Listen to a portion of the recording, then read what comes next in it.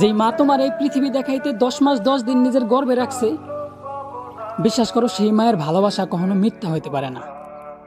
তোমার জন্মের পর থেকে নিয়ে যেই মানুষটা সারাটা জীবন তোমার পাশে বটগাছের মতো ছায়া হয়ে আছে, সেই বাবার ভালোবাসা কখনো স্বার্থের জন্য হইতে পারে না। তাই বাবা মারে প্রচুর ভালোবাসো, ততটুক ভালোবাসো যতটুক ভালোবাসলে এই সমাজে আর বৃদ্ধাশ্রম থাকবে না। ততটুকু ভালোবাসো যতটুকু ভালোবাসলে বাবা মার মোনাজাতে থাকা যায়, তাদের অভিশাপে না। কারণ এই সমাজে ভালোবাসার মতো অনেক ছেলে আছে ভাই, কিন্তু ভালোবাসা পাওয়ার মতো তাদের বাবা মার এই পৃথিবীতে নেই।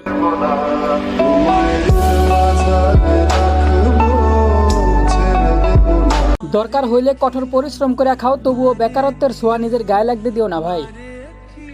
কারণ একজন মধ্যবিত্ত ঘরের বেকার ছেলের জন্য বাবার হোটেল থাকে না, পাশে আপন মানুষ থাকে না, আশ্রয়ের জন্য মায়ের আঁচল থাকে না।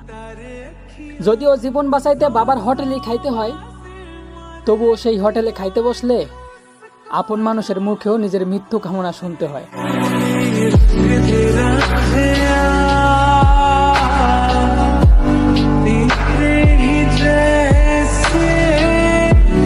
মৃত্যু দুই শব্দের এই বাক্যটারে শুনতে যতটা সহজ মনে হয়, এটার বাস্তবতা ঠিক ততটাই ভয়ঙ্কর যতটা ভয়ঙ্কর মানুষের জন্য তার মৃত্যু হয়।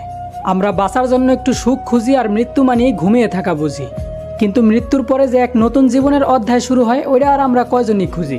যেই জমিনের উপর দাঁড়ায় আপনার দাদা বলছিল এই জমিনটা আমার, সময়ের ব্যবধানে একদিন আপনার বাবাও বলছিল এই জমিনটা আমার, আর আজকে আপনি হিংসা অহংকার মারামারি কাটাকাটি হানাহানি করতেছেন এইটা বললা যে এই জমিনটা আমার। আসলে কি পৃথিবীর কোনো কিছু মানুষের জন্য চিরস্থায়ী হতে পারে? মৃত্যুর কথা মনে পড়লে এমন প্রশ্নই মাথায় ঘোরে। এই জন্যই বলি বহুতলা বিশিষ্ট বাড়িঘর না বানাইয়া 3.5 হাত মাটির ঘরে থাকার জন্য তৈরি হন। কারণ আপনি সাদা কাফনে মুড়ায় গেলে আপনার আপন মানুষগুলোই আপনার প্রথমে ঘর থেকে বাইর করব। তারপর আপনার জমিন তো দূরের কথা, আপনার স্থান হইব কোনো এক অন্ধকার কোণার কবরস্থান। গ্রামের সমাজসেবক থেকে নিয়ে দেশের বড় বড় নেতাকর্মীরা, মুসলিম দেশে ইসলামী শাসন নাই জানি না ব্যর্থ আমরা জনগণ নাকি আপনারা। এই দেশে নামাজ পড়ার জন্য মসজিদে লোক খুঁজা পাওয়া যায় না, অথচ বড় গরু কুরবানি দেওয়ার প্রতিযোগিতায় গরুর হাটে মানুষের অভাব হয় না। এই সমাজে যেই প্রভাবশালী মানুষগুলা জনগণের টাকা মেরে দোকানে খাইছে আপানি, তারাই আবার বড় একটা গরু কিনা ঈদের সময় দেয় কুরবানি। আমরা মানুষরে দেখাইতে লাখ টাকা খরচ করে কুরবানি দিতেও দ্বিধাবোধ করি না, অথচ আল্লাহরে দেখাইতে 5 ওয়াক্ত নামাজটাই ঠিক মতো পড়া হয় না। তো পরিশেষে আমি একটা কথা বলি, কেউ রাগ করে না ভাই। মুসলিম দেশে থাইকা যদি সুদ আর ঘুষ খাওয়াই বন্ধ করতে না পারেন, তাইলে বড় গরু কুরবানি দিয়াও কোনো লাভ নাই।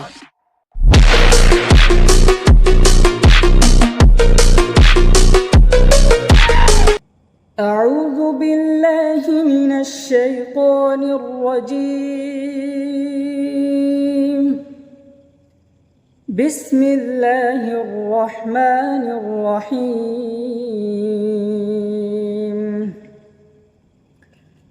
الرحمن علم القرآن خلق الإنسان علمه البيان الشمس والقمر بحسبان والنجم والشجر يسجدان والسماء رفعها ووضع الميزان। তো ফাইনালি যারা ইরানের প্রেসিডেন্টের মৃত্যুতে বিভিন্ন মানুষের কমেন্ট বক্সে যায় ঈদ মোবারক জানাইতেছেন, তো জনাব আপনাদেরকে কিছু কথা বলি, দয়া করে শুনে যাইবেন। বলি ঈদ কিন্তু বছরে 2টা আসে, এক ঈদে সালাম দিলে আর এক ঈদে সালামি পাওয়া যাইবেন। আর হ্যাঁ, ইব্রাহিম রাইসির মৃত্যুতে আমরা শোকাহত কিন্তু ভরসাহীন নয়, কারণ মুসলমানদের ভরসা স্বয়ং আল্লাহর উপর, কোনো নির্দিষ্ট নেতা বা প্রেসিডেন্টের উপর নয়। আরে ভাই, ভরসা যদি দলের নেতার উপরই হইতো, তাহলে বদরের যুদ্ধে 1000 অস্ত্রসজ্জিত সৈন্যের বিরুদ্ধে মাত্র 313 জন অস্ত্র ছাড়া সৈন্যদের বিজয় লাভ করা কখনোই সম্ভব হতো না। ভরসা যদি স্বয়ং আল্লাহর উপরে না হইতো, তাহলে যেই নদী মুসা নবীর পার হওয়ার জন্য রাস্তা করে দিছে, ওই নদী কখনোই ফেরাউনরে ডুবায় মারতে পারতো না। আসলে মুসলিম যুব সমাজ সম্পর্কে আপনাদের ধারণাই নাই। ইতিহাস আজও সাক্ষী দেয় যে একজন পরিপূর্ণ মুসলিম যুবকের হুঙ্কারে বড় বড় নেতাদের সিংহাসন কাঁপায় দিছিল ভাই। আর কিছু কথা তো আমরা না, আমাদের মুরব্বীরা কয়, মরিবার তরে নাকি পিপিলিকার পাখা গজায়। তো পরিশেষে ইসরায়েলবাসী ও ইসলামী দুশ্মনদের একটা কথাই বলতে চাই, এতটা ঈদ মোবারক জানায়েন না ভাই। কারণ আল্লাহর উপর ভরসা করে যদি একবার ইসলামী যুব সমাজ জায়গা ওঠে, তাহলে আপনাদেরকে ঈদের সালামি দেওয়ার জন্য এমন হাজারটা ইব্রাহিম রাইসি তৈরি হইব ভাই।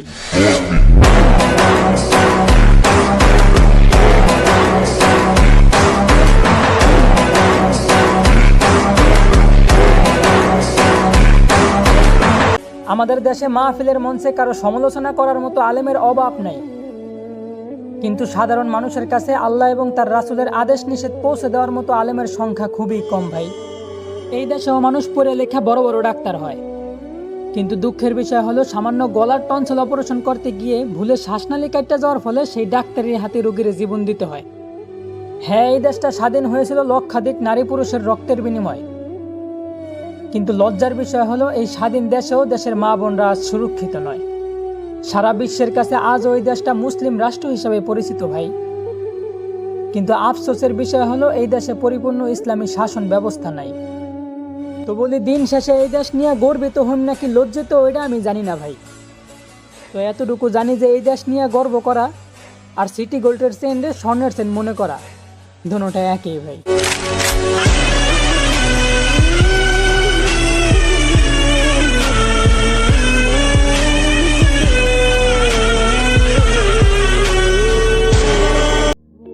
সফল হওয়ার আগে কেউ ব্যর্থতার গল্প শুনতে চায় না।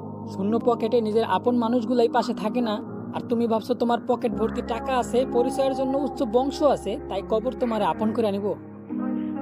আরে ভাই, পকেট ভর্তি কলম থাকা সত্ত্বেও যদি পরীক্ষার খাতায় খালি রেখে আসো, তাহলে বলো শিক্ষক তোমারে কেমনে নাম্বার দিব?